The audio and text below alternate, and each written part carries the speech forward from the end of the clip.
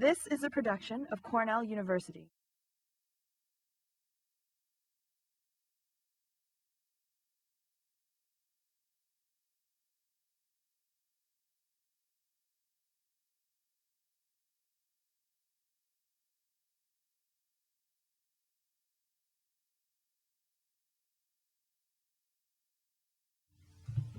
Good evening. I have a few announcements to make before I turn the stage over to Lyra, who will then announce or introduce our musicians and the MFA poets and begin the presentation tonight. I'm J. Robert Lennon. I'm the director of the creative writing program at Cornell. For the past 5 or so years, we have been inviting you to readings in our series, anywhere from 6 to 10 a year. It's been a huge success, and we've done this with the help of the 3 previous directors, Helena Viramontes, Alice Fulton, and Stephanie Vaughn, and with our 2 program coordinators, Laurel Guy and Karen Kujay, and of course Marianne Marsh, and all the faculty and students who have suggested people to bring here, and those who have called them up and asked them to come, and so on. Every one of these readings, we have been thanking 2 anonymous donors, Cornell alums, who have been bankrolling this whole thing for us in the form of an annually renewed gift. And I have just received permission from on high to tell you, this is insider knowledge, because it will be formally announced in the spring at the next iteration of the reading series, that we now have from these donors an endowment, which is going to allow this series to continue indefinitely. So, yay for that.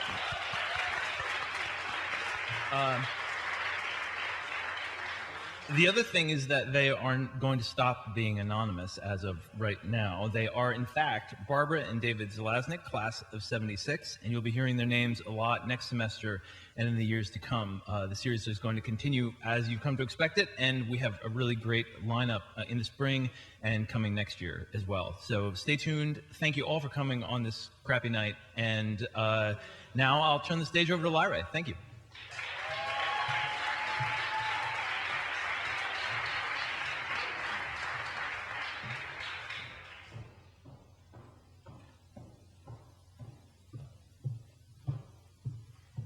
Thank you all so much for coming out and joining us. I wanted to say again as well, thank you to our anonymous donors who are now no longer anonymous, who have funded the series. And thank you so much to Marianne Marsh and Karen Kujay, without whom we would not be able to do anything. And thank you to my friends here on the stage who have done such a wonderful job, and these fantastically talented graduate students of whom I'm so proud this evening. This is Poetry and Music in Performance.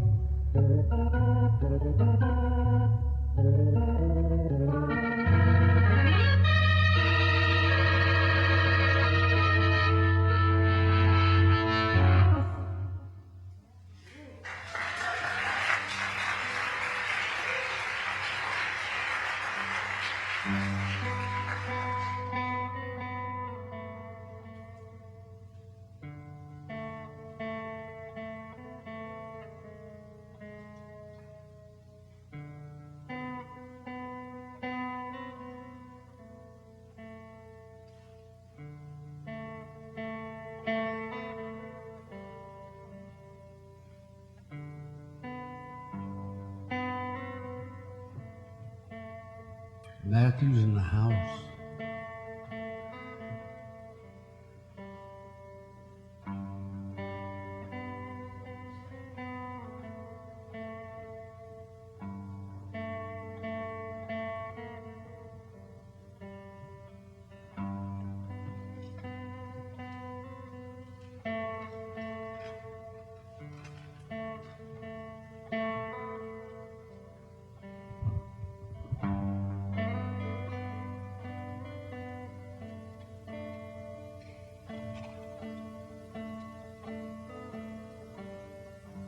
This is a poem called Porn Star Boyfriend. It's after Virginia Woolf.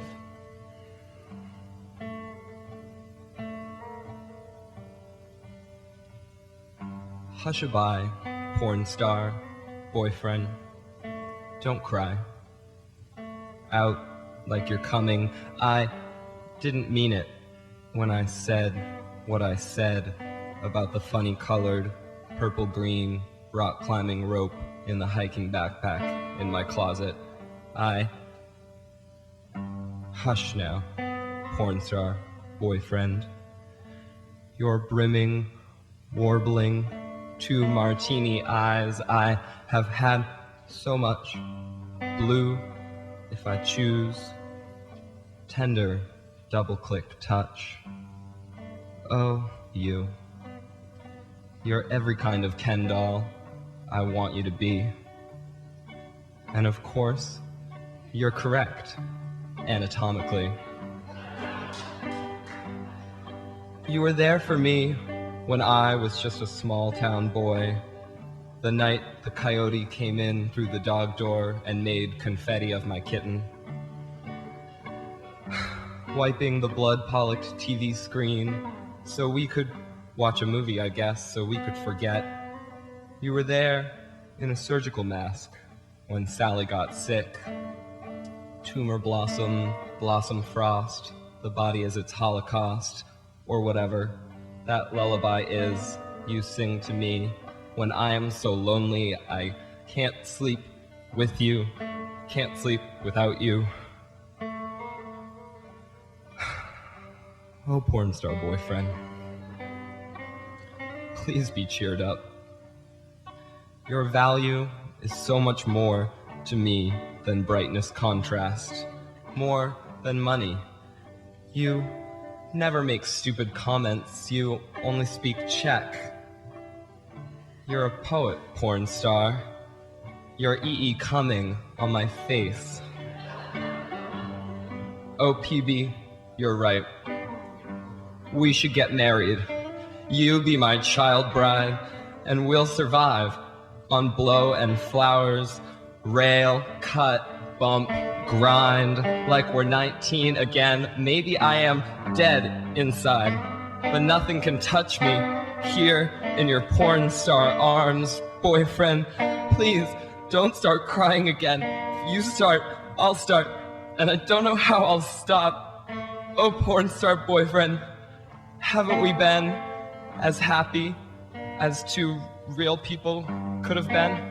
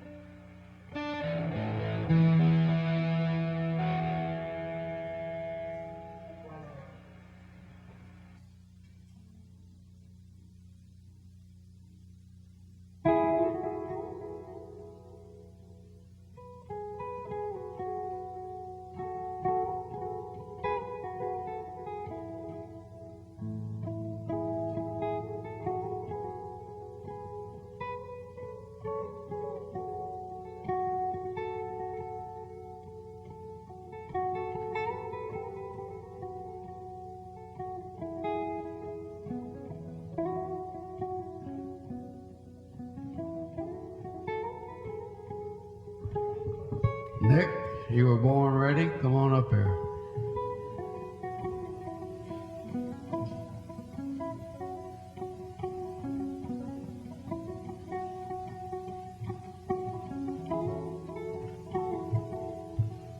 I want to dedicate this poem to my new favorite dive bar. Drinks at the Royal Palm.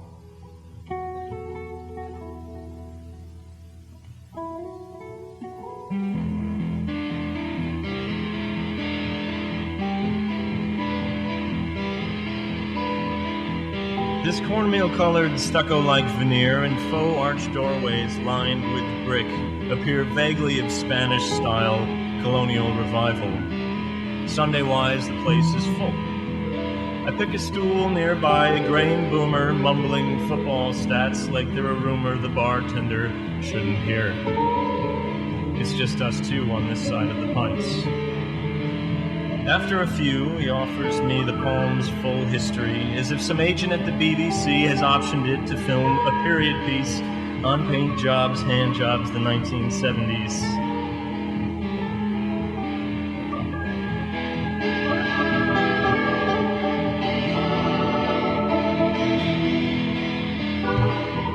Act 1, Scene 1, a dive in College Town. Dim light, the table's uniformly brown, 6 betas chase tequila shots with lime. The clock sticks at eternal Miller time. And overhead, the muraled ceiling tile gives glory to the Who, your mom, Belial. The men's room, though refurbished, is grotesque and reeks of vodka, nights of pure burlesque.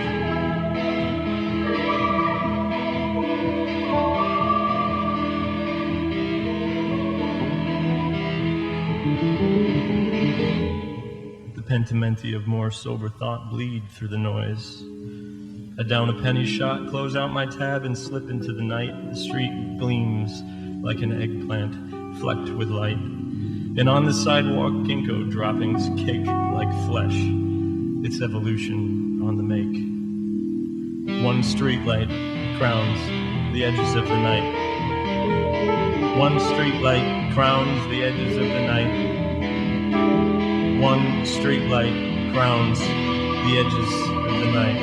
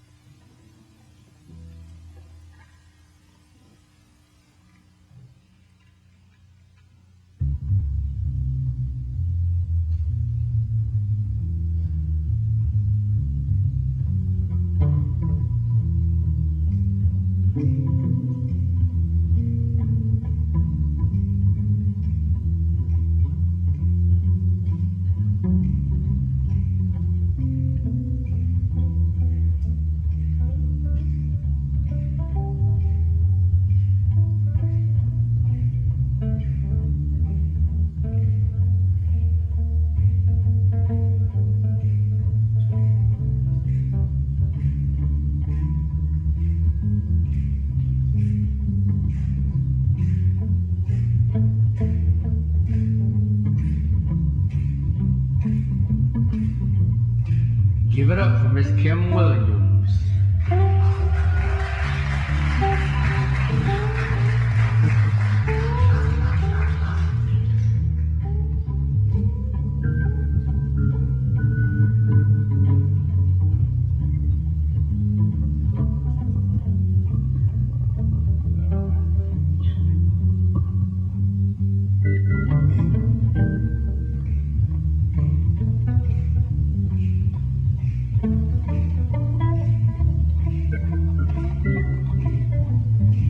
Blouse from Jeff Walls after The Invisible Man.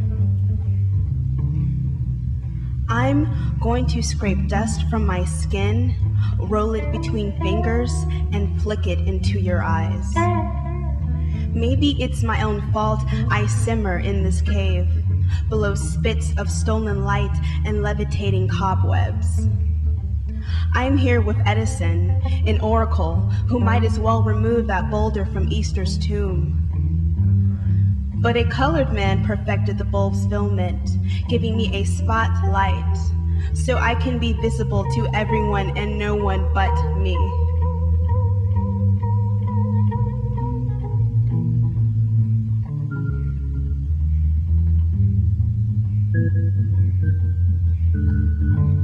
Sandman trips over dunes of soup cans.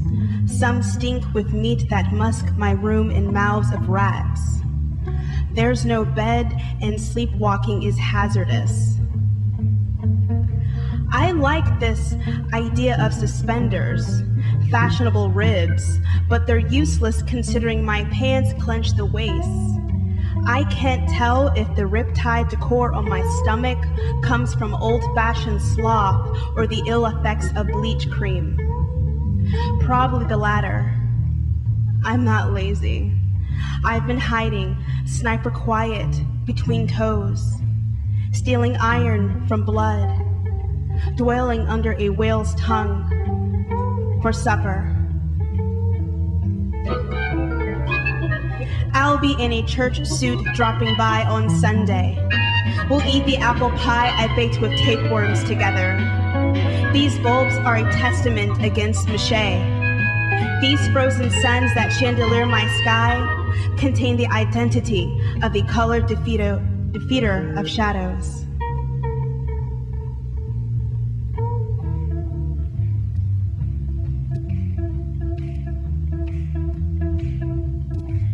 I have him tucked underneath the white of my eye, in case electricity fails me.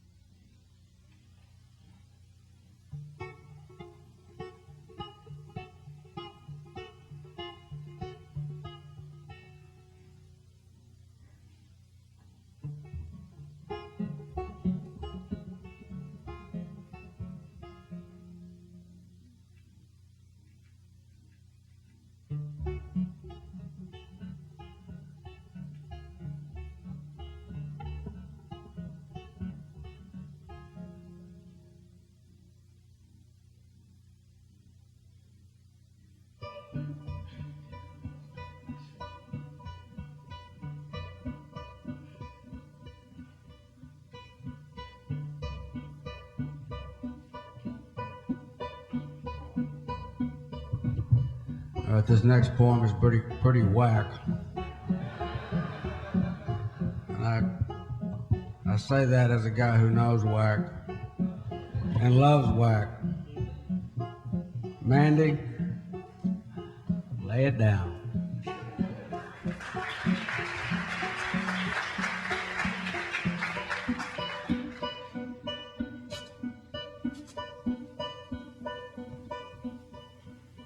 The Brain Machine.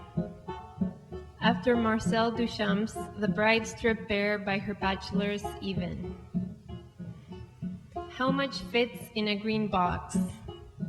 One mirror, one splash, one whale spleen, one sperm alive, one caterpillar dead, 1 centimeter approximately, 2 magnets, preferably one male and one female. The Bread Machine, available in all department stores, premiering soon. Here, catch your wallet. Cachet. Catalog for a bride machine. Electric breasts, squirt my face off. Wasp, sting. Sex cylinder, see bachelor machine for pump. Lingerie is not necessary if. Do you remember your last coincidence? Bachelor machine says, please undress, please. Actions to be performed. Dangle yourself down my throat. Start with the ligaments in the spine. Spin me inside out. Here, here. Opens mouth and lion enters. Or bride machine, whichever gets there first. Ringleader says, now look carefully, ladies and gentlemen. We're placing the bride machine and the bachelor machine together in the ring for the first time. Don't stand too close to the windows. Sports announcer says, the bachelor machine inspects the bride machine and slopes its eaves into the parasol. The lion is loose, ladies and gentlemen. The lion, trainer of gravity. Watch, beware. A large plate of glass to separate onlookers from machines. A 2.5 centimeter gap above glass allows for airflow to prevent the illusion that this is an illusion. That could be a mistake. A priest can be present only on the safe side of the glass. Please, no unwanted marriages, please. The lion will officiate. Obfuscate. The lion travels rapidly due to plaid vintage roller skates. The lion travels rapidly from one dimension to another. From one dementia to regime of coincidence, ministry of gravity. I have a coincidence to report.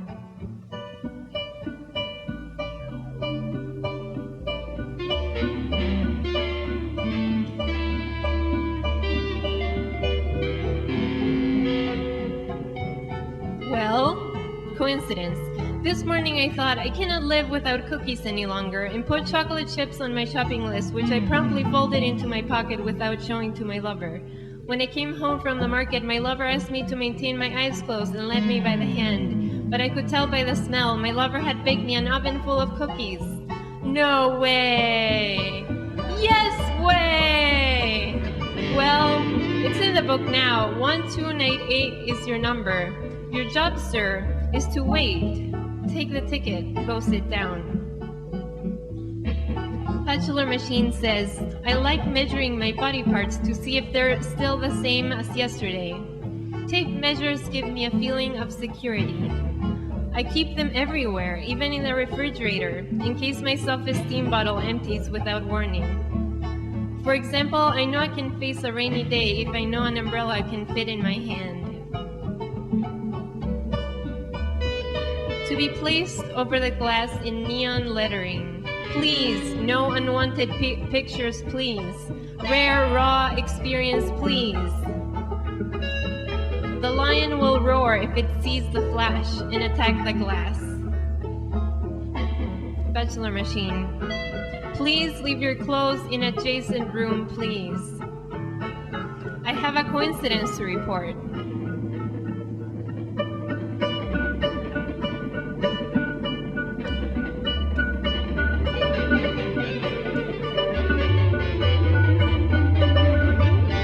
Well, coincidence.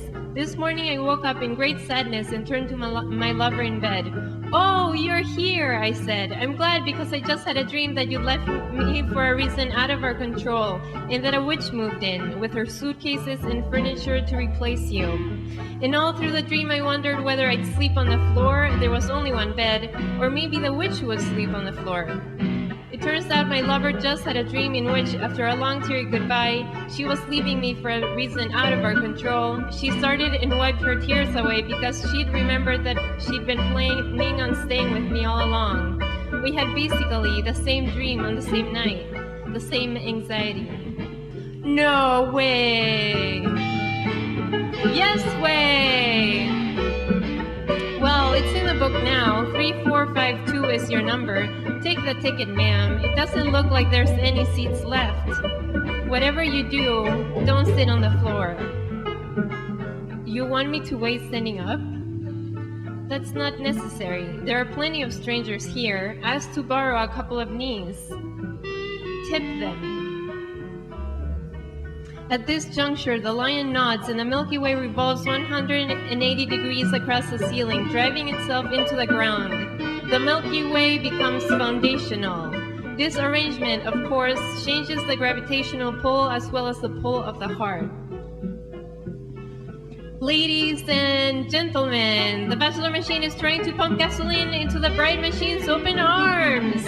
The Bride Machine is sending out sparks. The lion is busy peeing on a lilac bush. I have a coincidence to report.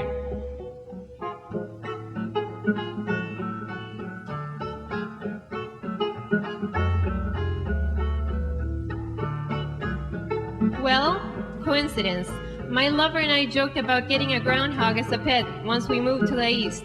Realizing that would probably be against some environmental law, we decided to get a cat and name it Hoggy instead.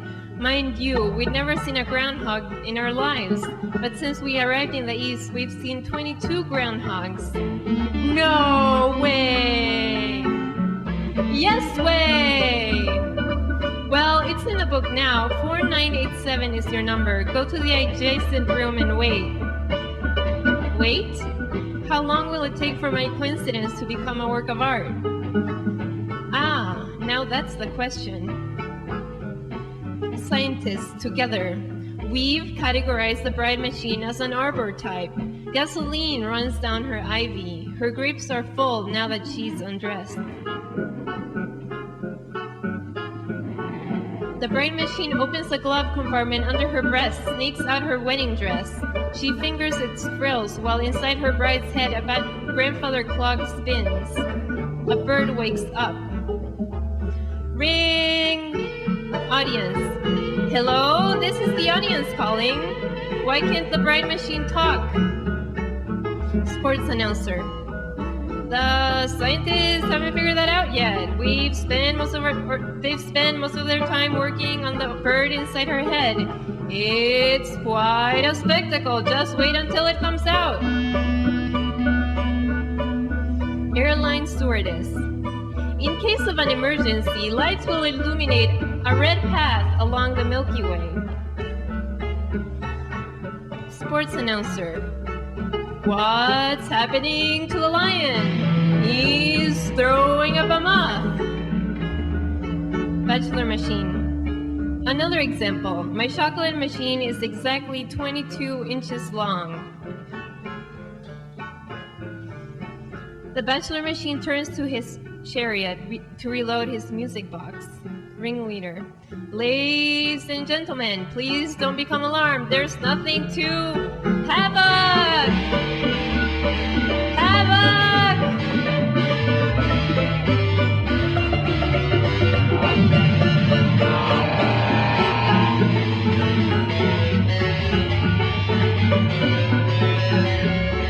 The Bride Machine is piercing the Bachelor Machine's thigh with her wasp. Sirens! Lights! Lights! Lights! Sirens slow and stop. The lion roars. The lion is attacked by hiccups. He pads over to a corner and curls up to rest. On the Bride Machine's forehead, a trapdoor swings open, and through this threshold squawks a bird, scattering feathers over the audience. The Bride Machine slumps to the ground, and the Bachelor Machine catches her in his arms. A wedding dress swings from a hook in the Milky Way. The audience is still watching.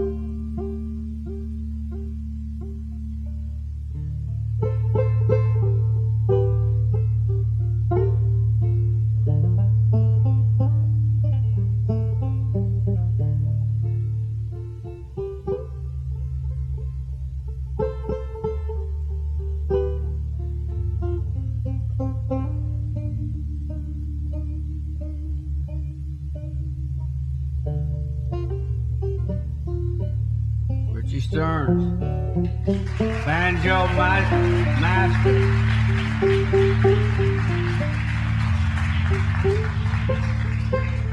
Now we're going to take it down a little bit now. We're going to go back to Kentucky for this one.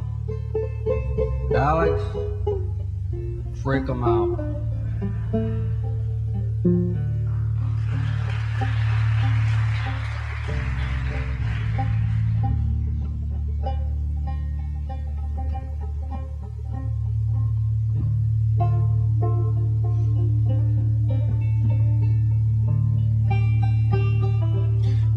Watching a documentary on prohibition on mute.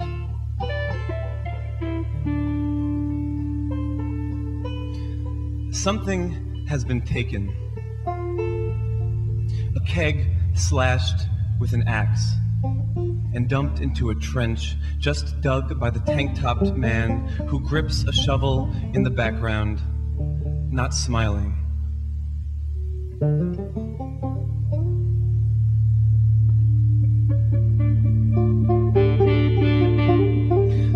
Barrel forced open and its smooth gray contents, meaning golden, poured down a manhole cover while policemen, akimbo, craned their necks, the pourers' mouths strained and unsure, the barrel's empty bodies behind them fallen and stacked.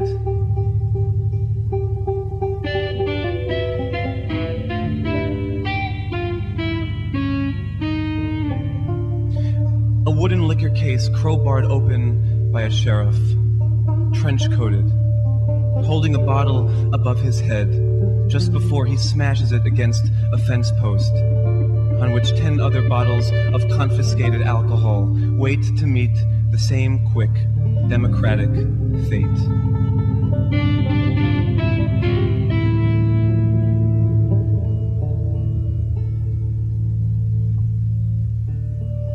They look so sad. Why? All of them. So mustached. And every sky above them overcast. Not just the 3 men in grainy overalls who pose in this picture, or rather are caught in the act of staring just past the camera's face at the mound left to move.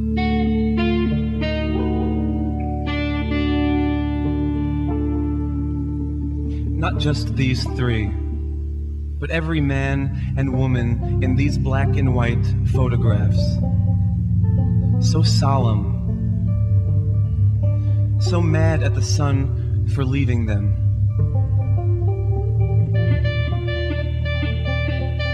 So unimpressed with the horizon ablaze.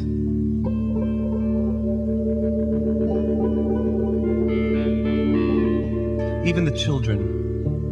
Who had stifled the children's wonder? Who had kept them at bay on their mother's laps? Stoic. What secret? What soporific?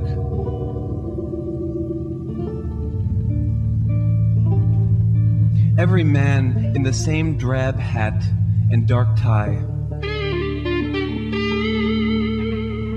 Same flat mouth. Where is the picture of the couple too far in love? Caught in the moment after she cornets a fart at dinner and laughs with a hand over her mouth. Where is the sun in a world where gold was gray and day was ashy?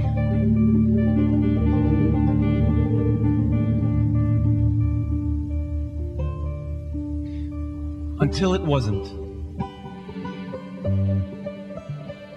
Overnight. Next scene. Rampant laughter. All together. Sudden color in their cheeks. Why the hint of rouge? The raised glasses. Men and women, as if tickled all at once. So long ago, so far from now. What thing had been negated, lifted, given back? What thing no longer taken?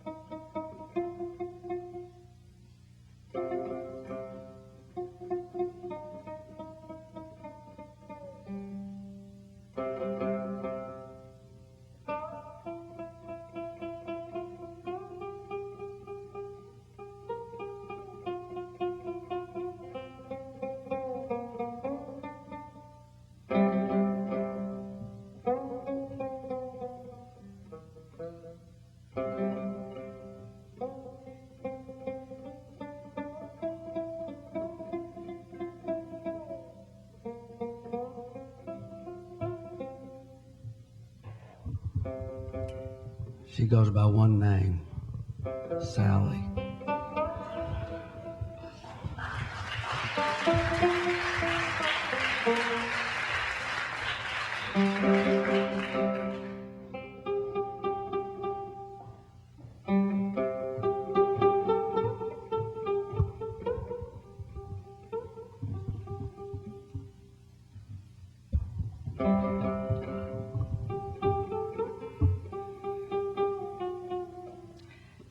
This is a story about a freak.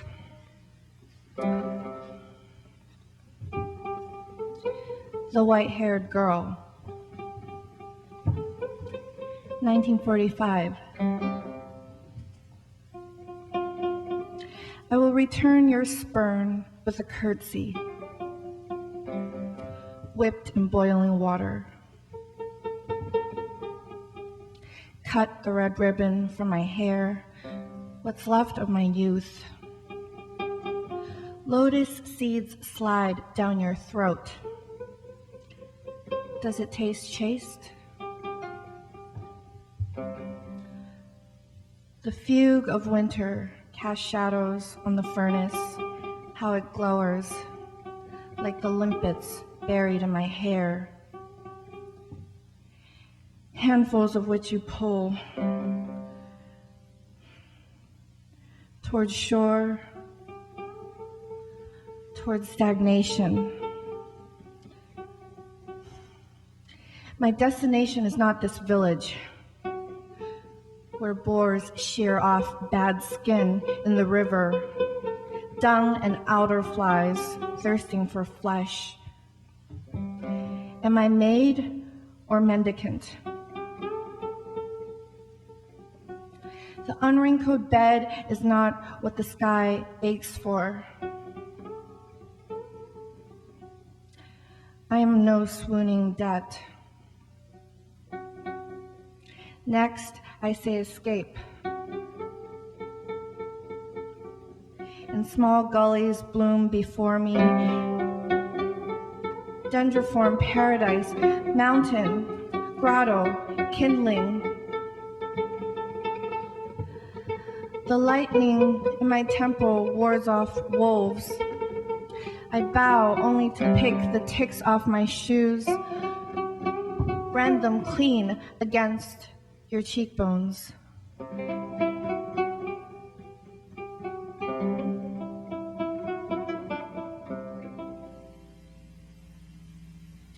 (2011) Redux.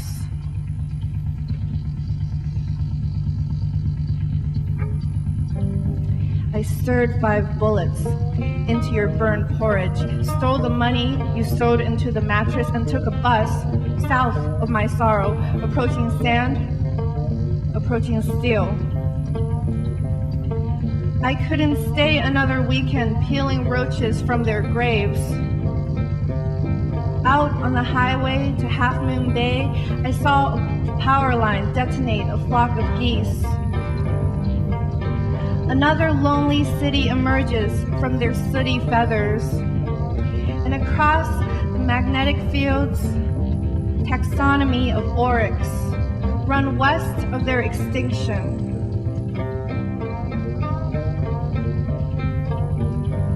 Should I be embarrassed for trying to survive?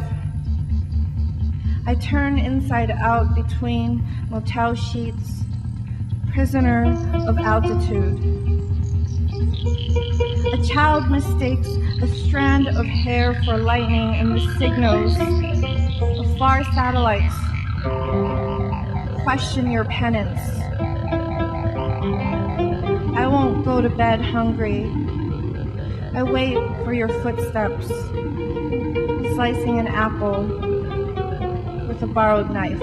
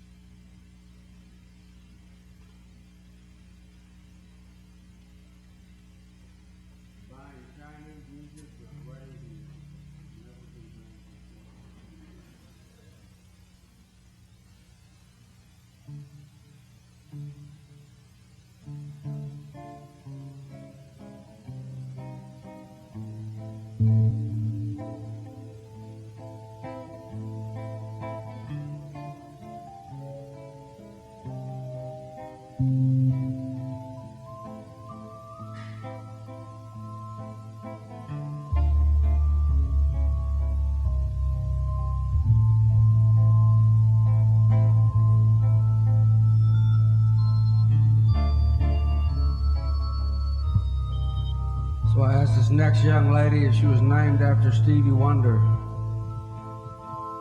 She said no, Stevie Nicks. Stevie's in the house. Give it up.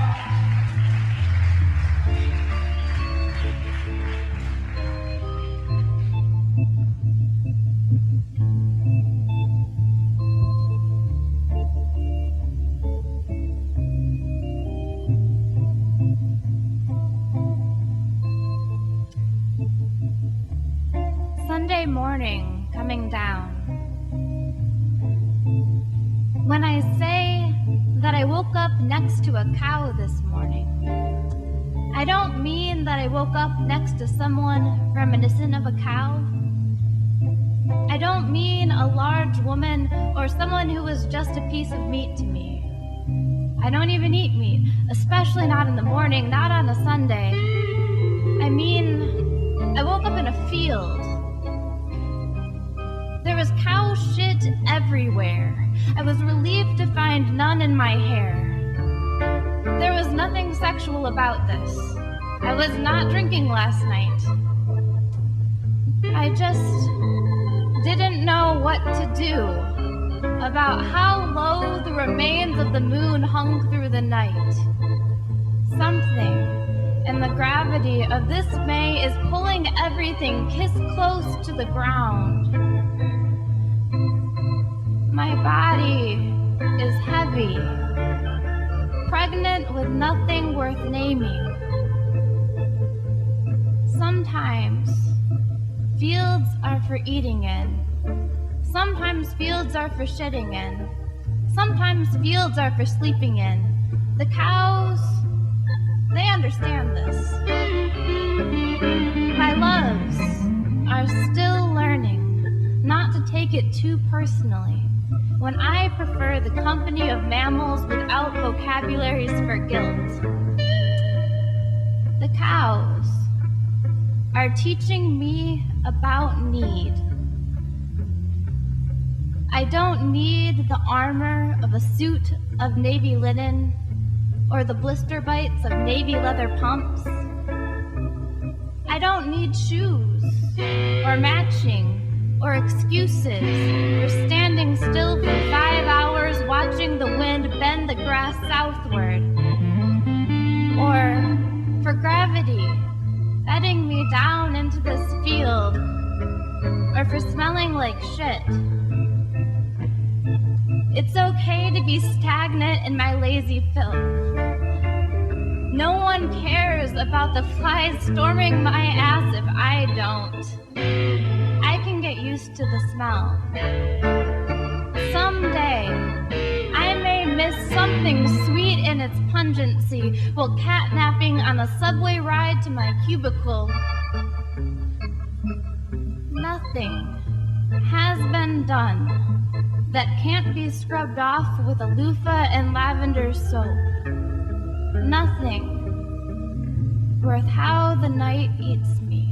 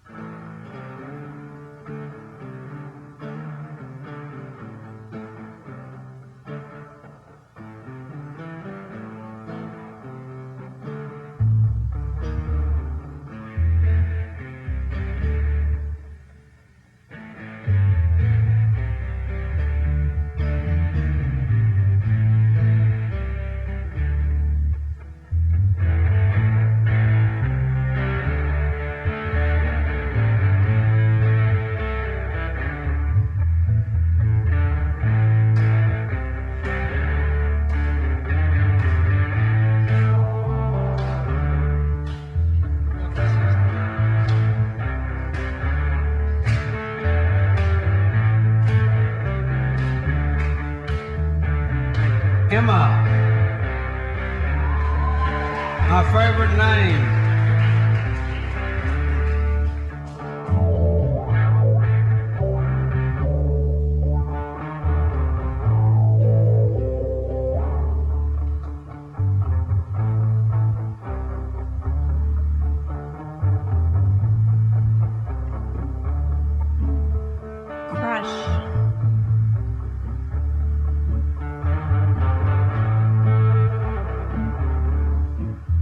Drop, swing, swing, swing. The village burns behind me, you swing. And breaking through the line, I come to you where you swing. And I love your legs, I love your ankles, your swinging shins. I have always borne you up, and I will always bear you up like this if you are swinging. I love the cloth of your beat-up jeans, the jeans with the holes in the pockets and the shapes of your wallet, the rough cloth against my face. And I will bear you up while you are swinging. I am crying and I am pushing up, and you deserved it. You are a traitor, you betrayed me, us all. The village burns behind us. The rebellion is crushed, and love is insatiable, and I push up, and I bear you up, and the weight of your legs is the weight of your body, and your shin bones swing, wind chime knives against my cheek and my arms, beneath your shoes, and the weight of your neck against the rope, and all your weight in my arms swings. What were you thinking, and didn't you know you would swing, and didn't you always know that my foolish arms would hold you like these foolish arms had held you, and I would keep you still, and I would hold you up. Smoke in my hair, smoke in my lungs, you go. Smoke in my hair, smoke in my lungs, you go.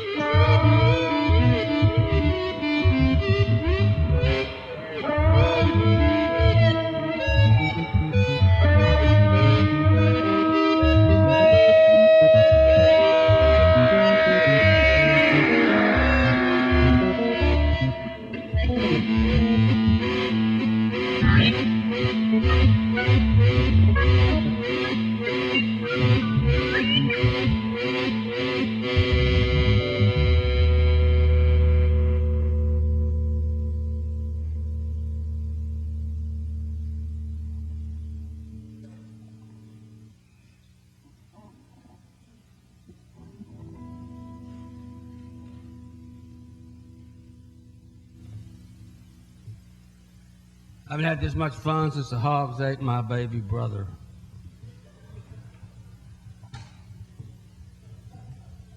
That's a metaphor. Or, I haven't had this much fun since the hogs ate my baby brother. That's like an adverb. All right, let's have a big hand for the Menage de Trois double quattro orgy of sound and music band.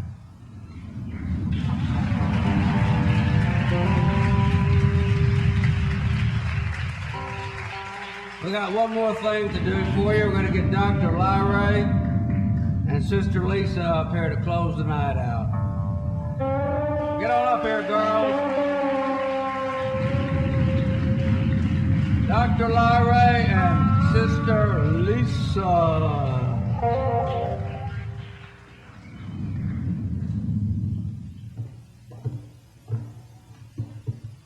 Thank you all again.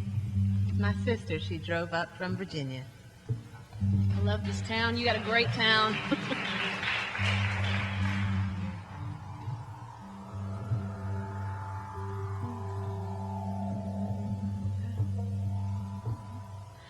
I've been a foreign lander for 7 years or more.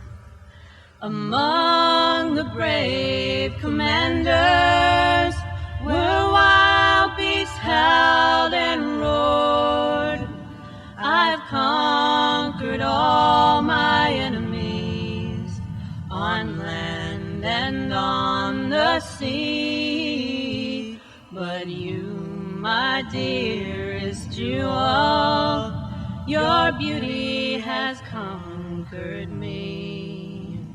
I cannot build a ship of love without the wood of trees. The ship would burst asunder if I prove false to thee. If ever I prove false love, the elements would mourn, the fire would turn to ice love, the seas would rage and burn. Oh, have you heard the morning dove? She flies from pine to pine, mourning for her own love, the way I mourn for mine.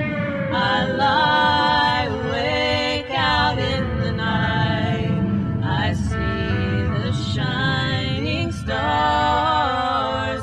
I wonder if you see them too, wherever you are.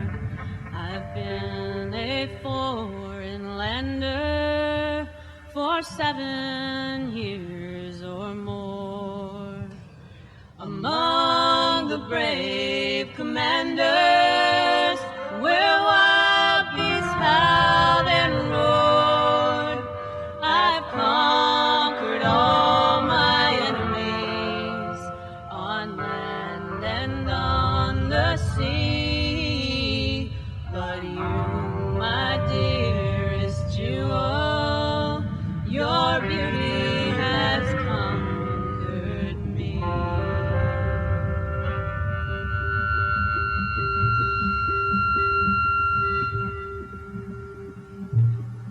Challenger.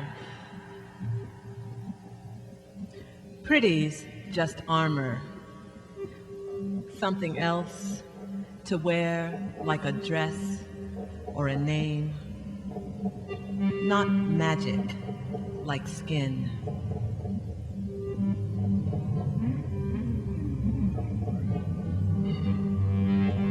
Apparel, apparent, apparently repellent, pretty, don't draw flies like honey. We just pretend it does. Skin is what draws. You don't believe me? Just think skin flick.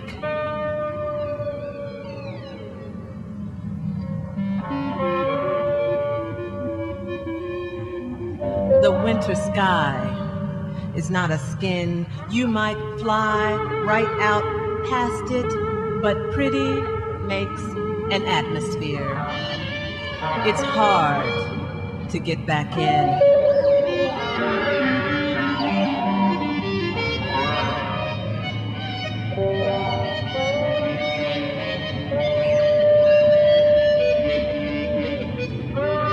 One hitch, one weak O-ring, and you are that white, dense puff of pinkish smoke, too thick for cloud. Trailers swirling off in opposite directions, someone not coming home. You believed lifting off. You were bound somewhere, boundless.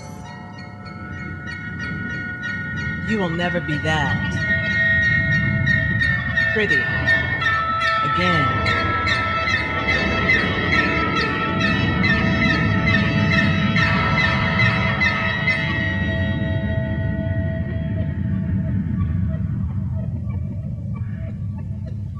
Poetry and music and performance. Matthew, stand up.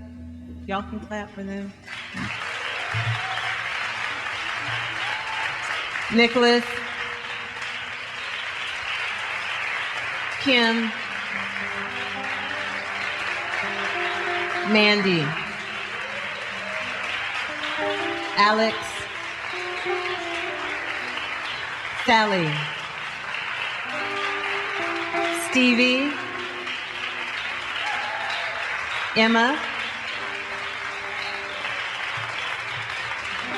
This is Mike.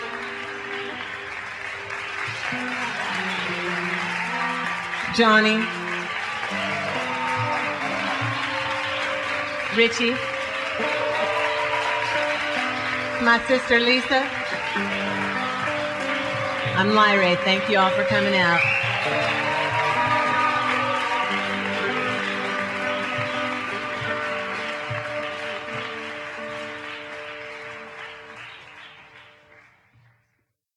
This has been a production of Cornell University, on the web at cornell.edu.